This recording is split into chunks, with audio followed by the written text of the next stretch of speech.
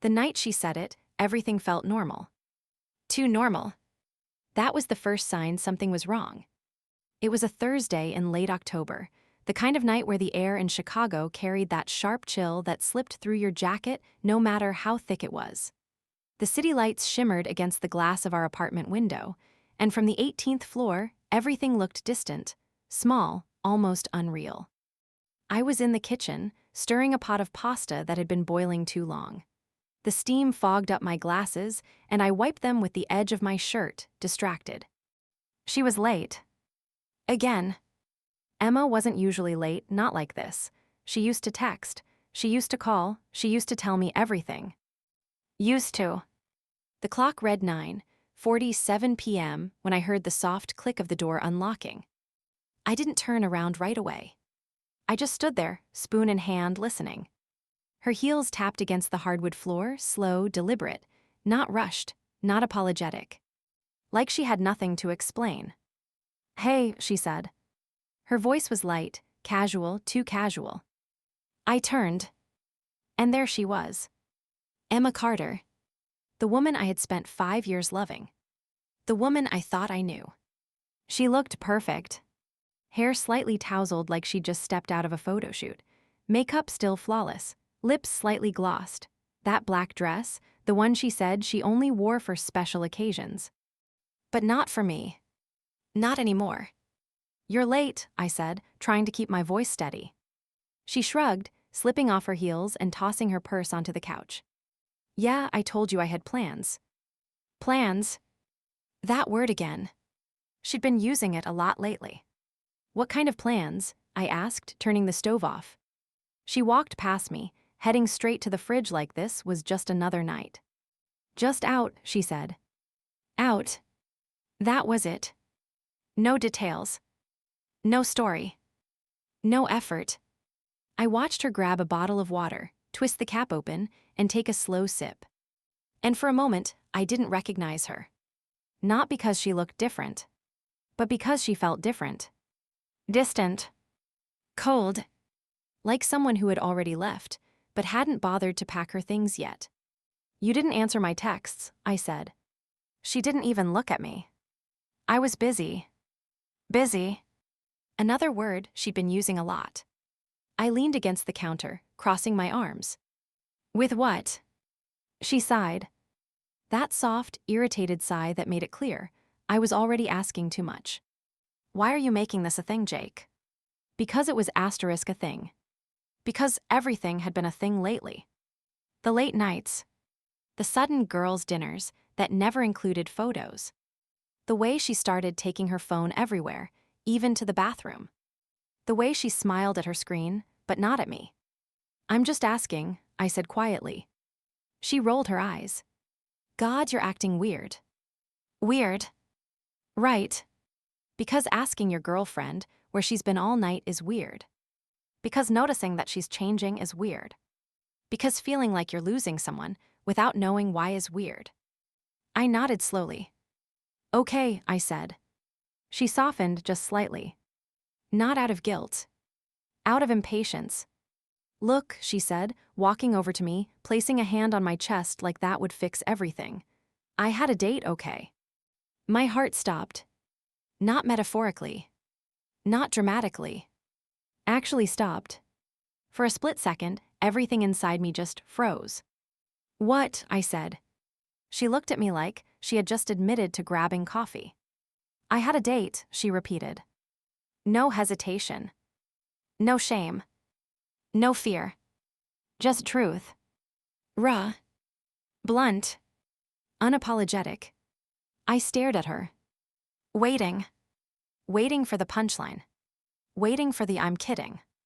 Waiting for her to laugh and say she was messing with me. But she didn't. She just looked at me. Calm. Almost relieved. Like she'd been holding that in for a while. And now it was finally out. "You're joking," I said. "I'm not." My stomach dropped. A cold, hollow feeling spread through my chest. "How long?" I asked. She tilted her head slightly. "Does it matter?" Yes. It mattered. Every second mattered. Every lie mattered. Every moment I spent loving her while she was giving herself to someone else. Asterisk that mattered. How long, Emma? She hesitated. Just for a second. 3 weeks. 3 weeks. 21 days. 504 hours. 30,240 minutes. Every single one of them now poisoned. I let out a slow breath. And for the first time since she walked in, I smiled. Not because I was okay. Not because I didn't care. But because something inside me had just snapped. Clean. Sharp. Irreversible. Wow, I said softly. She frowned. That's it. I nodded. Yeah. She pulled her hand away from my chest, confused. You're not even mad. Mad? No.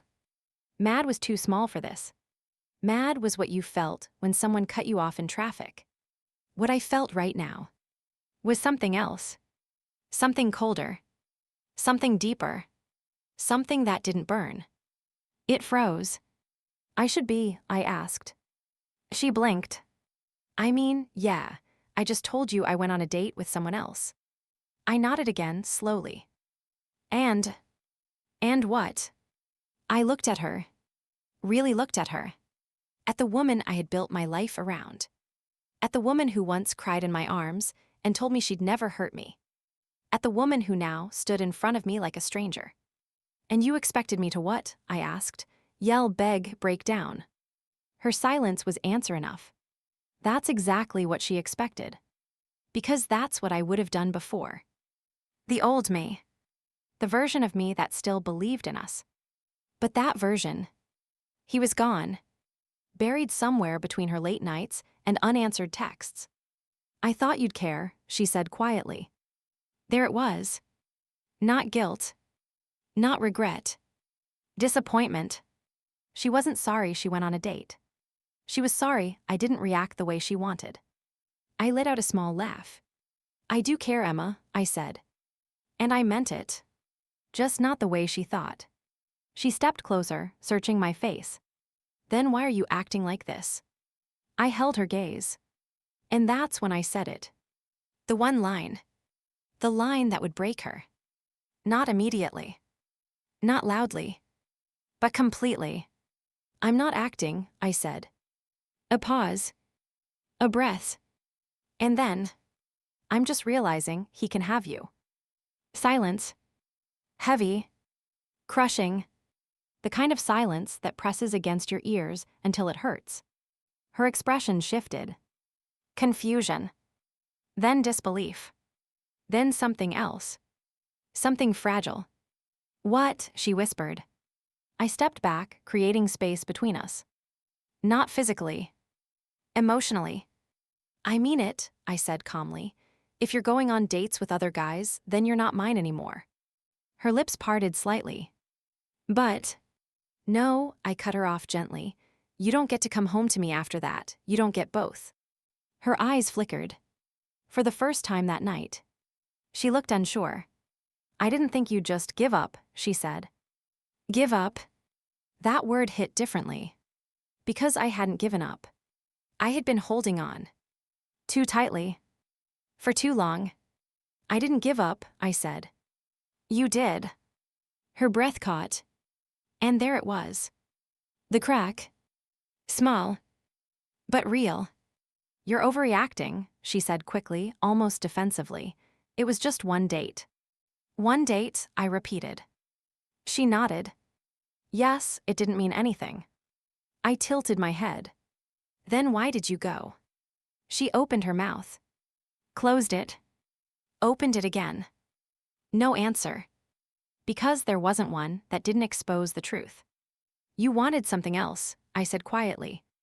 That's not. It is. She shook her head, frustration building. You're twisting this. No, I said, I'm finally seeing it clearly. The room felt different now. Colder. Sharper.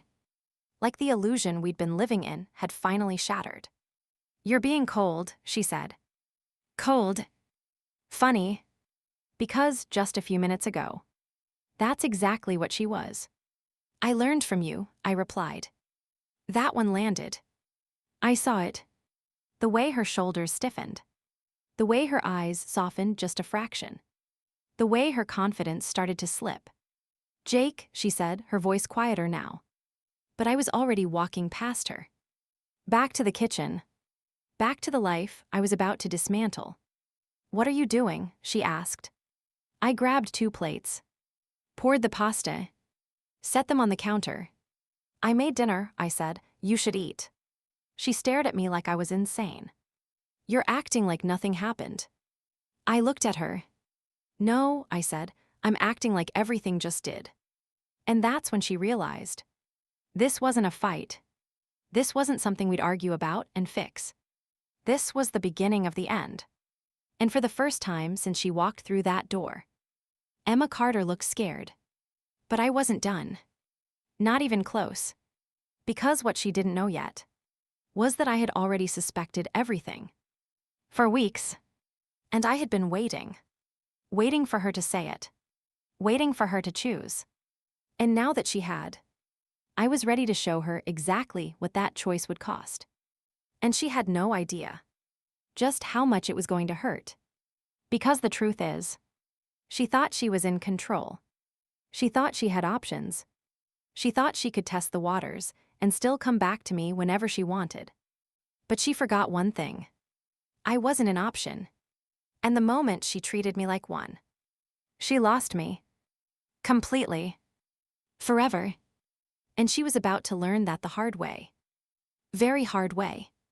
Because sometimes, the quietest reactions create the loudest consequences. She didn't eat. The plate sat in front of her, untouched, steam slowly fading into the cold silence that had taken over the apartment. I watched it happen. Watched the way her fingers hovered near the fork, then pulled back. Watched the way she kept glancing at me like she was trying to solve something that no longer had an answer. Because for the first time in 5 years, I wasn't predictable. And that scared her more than anything.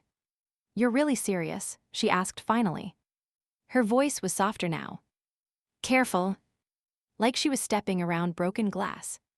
I leaned against the counter, taking a slow bite of my food, chewing like this was just another night. I've never been more serious, I said.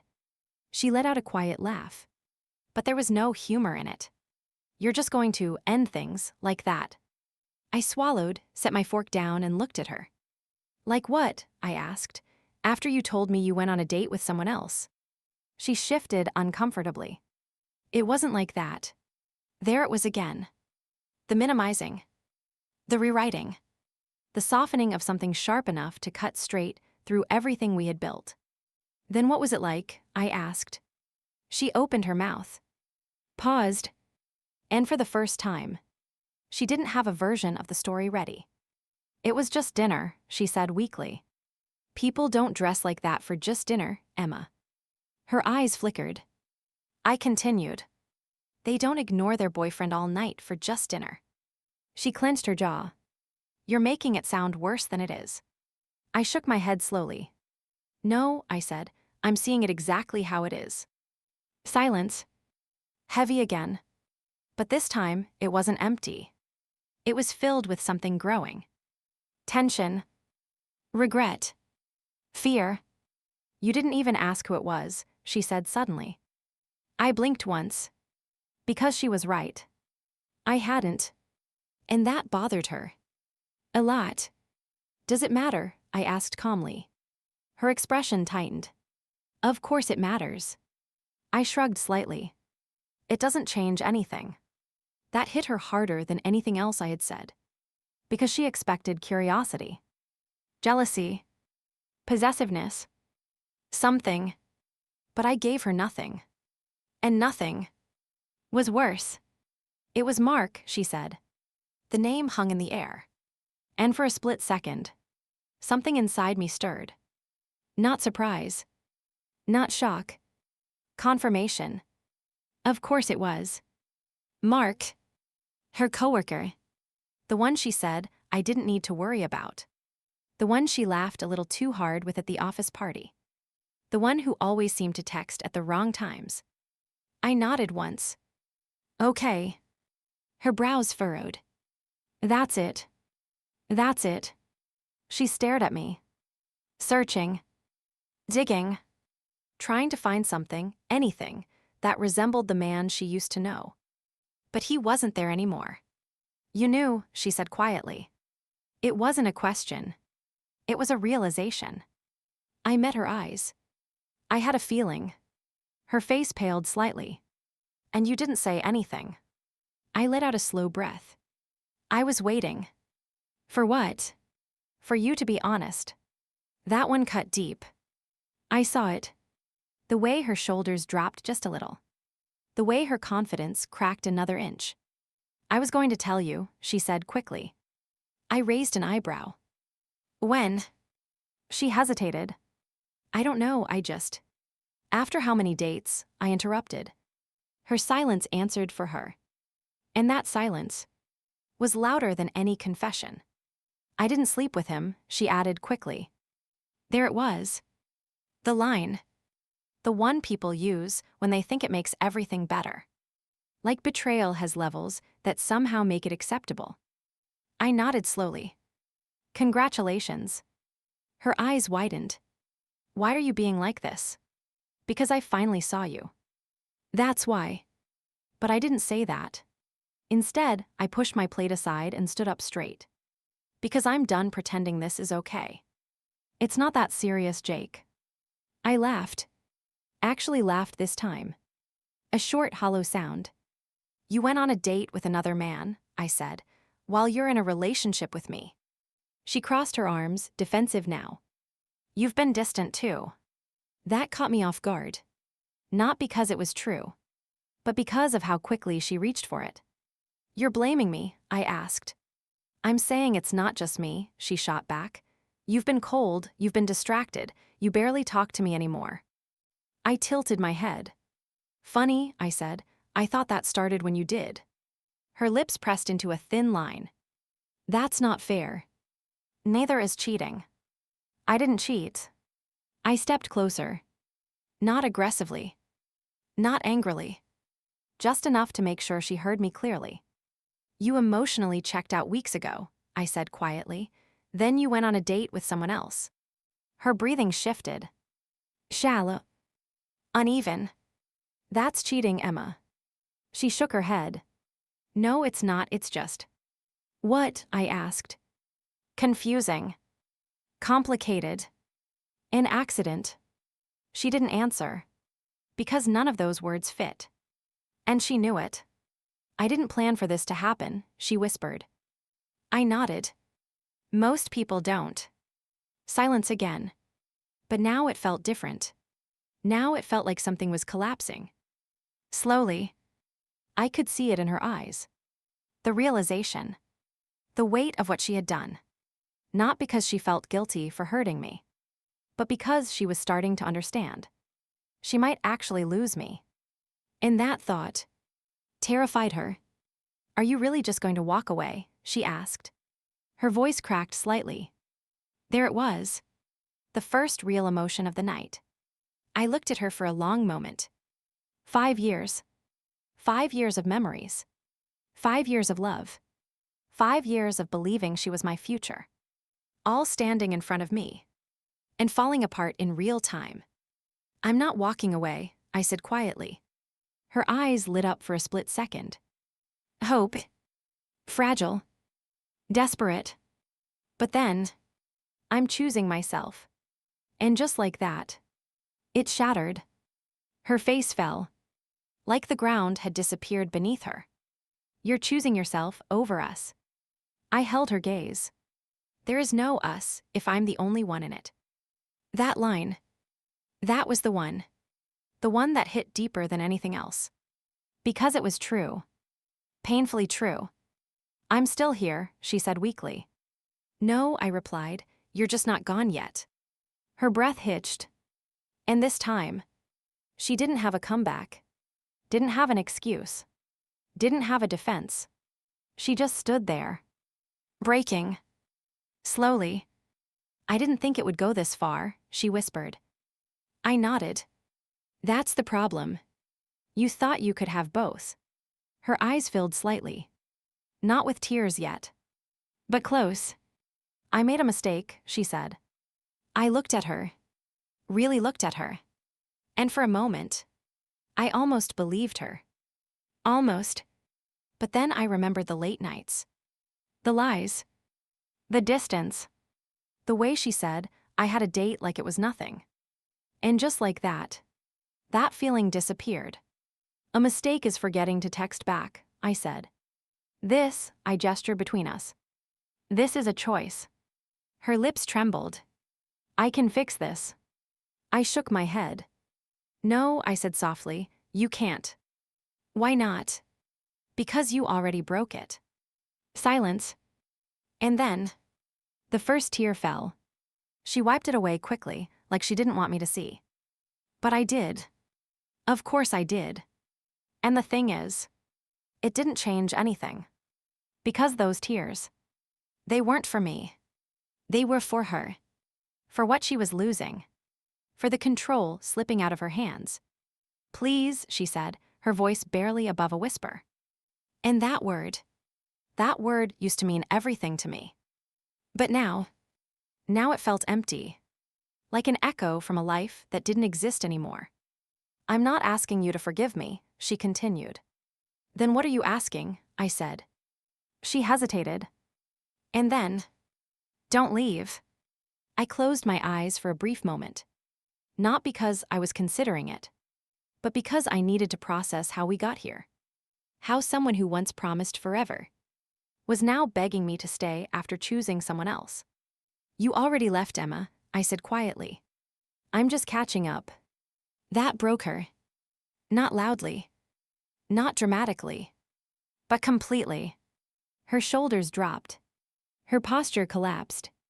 And the strong, confident woman who walked into that apartment was gone. Replaced by someone who finally understood the consequences of her actions. But it was too late. Way too late. Because what she didn't realize was that I had already started moving on. Not with someone else, but with myself. With my peace. With my dignity. And I wasn't going to give that up.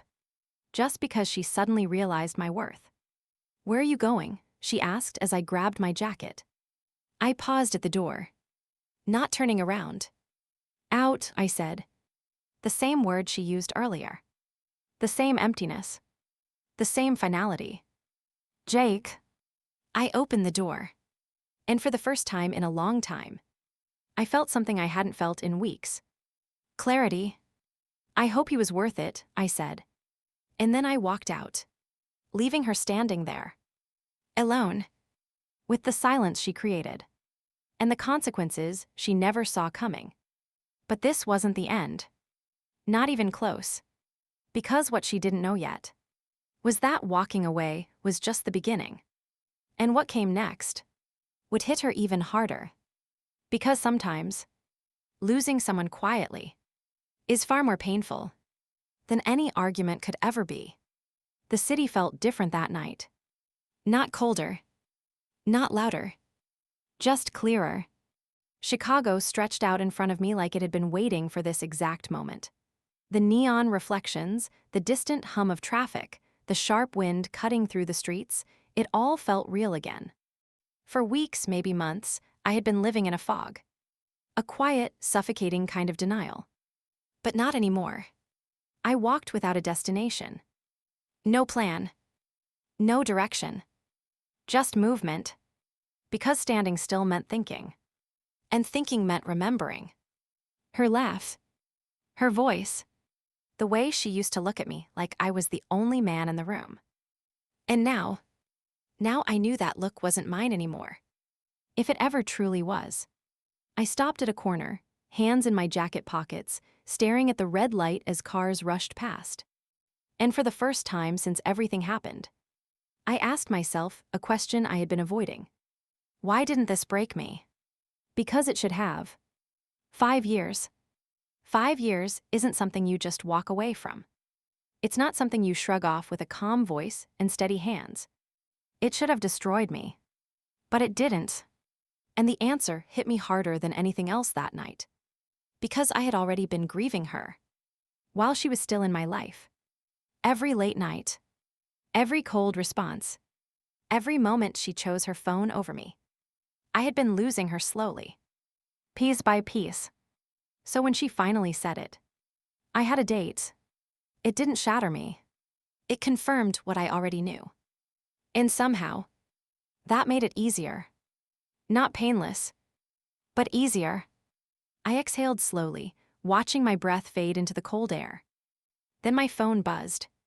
I didn't need to check to know who it was. Emma. Of course. I stared at the screen for a few seconds. One message. Then another. Then another. I unlocked it. Emma asterisk. Please come back. Emma asterisk. We need to talk. Emma asterisk. I'm sorry. I read them. All of them. And felt nothing. No anger. No satisfaction. No urge to respond. Just a quiet understanding. She was reacting now. Not because she suddenly understood love, but because she felt loss. And loss changes people, but not always in the way you hope. I locked my phone and slipped it back into my pocket. Because for once, I didn't need to say anything. When I got back to the apartment, it was quiet. Too quiet. The lights were still on. The plates were still on the counter. Untouched. Exactly where I left them. But she wasn't in the living room. I stepped further inside. Emma. No response. I walked down the hallway. The bedroom door was slightly open. And when I pushed it, there she was, sitting on the edge of the bed, still in that same black dress, makeup slightly smudged now, eyes red, phone in her hand, waiting. She looked up the moment she heard me, and the relief on her face. It was instant, overwhelming, like she had been holding her breath this entire time. You came back, she said softly. I leaned against the doorframe. I live here. That small correction. It mattered. Because this wasn't me coming back to asterisk her asterisk. This was me returning to my space. And she felt the difference. I didn't know if you would, she admitted. I didn't respond. Because honestly, I wasn't sure either. She stood up slowly, taking a step toward me. I've been thinking, she said. That made me pause. Because thinking. That was new. And, I asked. She swallowed. I ended it. I raised an eyebrow.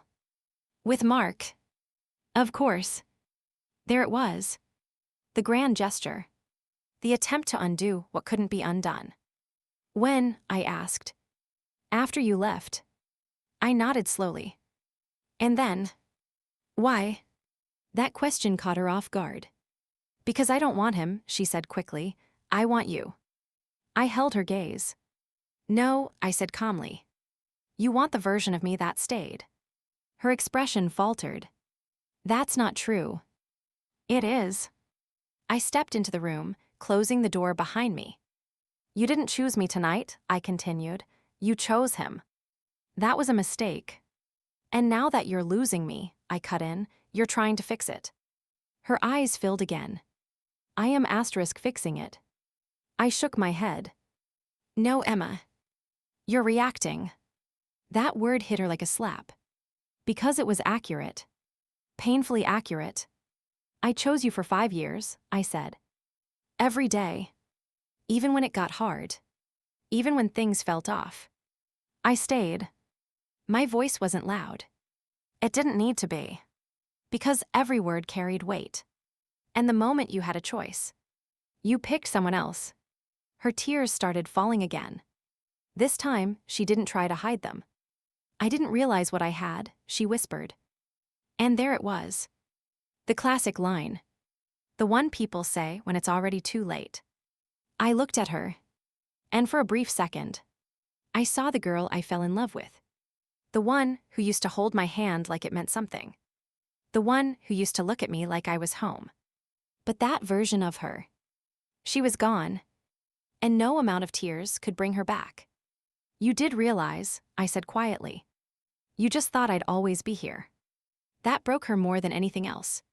Because she knew it was true. She had gotten comfortable. Certain. Secure in the idea that no matter what she did, I wouldn't leave. And that confidence, that's what destroyed us. I'll do anything, she said. Anything. Another empty word. Would you have said that this morning? I asked. She hesitated. And that hesitation was everything. I didn't think I'd lose you, she admitted. Exactly. That was the problem. You didn't value me, I said. You relied on me. Her shoulders shook slightly. I'm valuing you now. I nodded. Too late. Silence. Again. But this time, it wasn't heavy. It wasn't suffocating. It was final. Like the last note of a song you didn't realize was ending. So that's it, she asked. Her voice was small now. Fragile. I took a deep breath. And then I said the words that sealed everything. Yes. One word. Simple. Unavoidable. And absolute. She closed her eyes, letting the tears fall freely now. And for the first time that night, she didn't argue. Didn't defend. Didn't try to change my mind. Because she finally understood. This wasn't a phase. This wasn't anger. This wasn't something that would pass. This was over. Completely. I ruined it, she whispered. I didn't answer. Because she already knew. I ruined us. Still, I said nothing. Because sometimes, silence is the most honest response.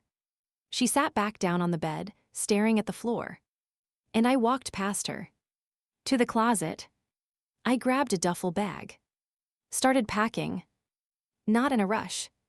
Not dramatically. Just calmly. Because this wasn't chaos anymore. This was clarity. Where are you going? She asked quietly. Somewhere else, I said. She looked up. You're leaving tonight. I zipped the bag. Yes. Her face crumpled slightly. I thought maybe we could. No, I said. Gently. But firmly. She nodded slowly. Like she expected that answer now. Like she knew there was nothing left to hold on to. Can I ask you something? She said. I paused. Okay. She hesitated. And then, did you ever think about leaving me before this? I considered the question. And decided to give her the truth. Yes. Her breath caught. When? When you stopped choosing me. That was it. That was the moment everything truly ended. Because now she knew. This didn't happen overnight. This wasn't sudden. This was the result of everything she ignored. Everything she dismissed. Everything she took for granted. I wish I could go back, she whispered. I slung the bag over my shoulder. You can't. And neither could I. I walked toward the door. Each step steady. Certain. Final. Jake, she said one last time. I stopped. But I didn't turn around. I'm sorry, she said. And for the first time, I believed her. But belief wasn't enough anymore. I know, I replied. And then, I left. 3 months later, I was sitting in a quiet cafe across the street from the river. A different apartment. A different routine. A different life. Not perfect. Not easy. But peaceful. And that was enough. My phone buzzed again. A name I hadn't seen in weeks. Emma. I stared at it for a moment. Then opened the message. Emma asterisk. I still think about you. I read it once. Then again. And then. I smiled. Not because I missed her. Not because I wanted her back. But because for the first time, I understood something clearly. She didn't miss me. She missed how I made her feel. The stability. The certainty. The love she never had to question. And now that it was gone, she finally saw its value. But value realized too late is just regret. I locked my phone, set it down, and looked out at the water. Calm, steady, unbothered, just like me. Because sometimes, the strongest revenge isn't yelling, isn't fighting, isn't proving anything. It's walking away and never looking back. And that's exactly what I did. Forever.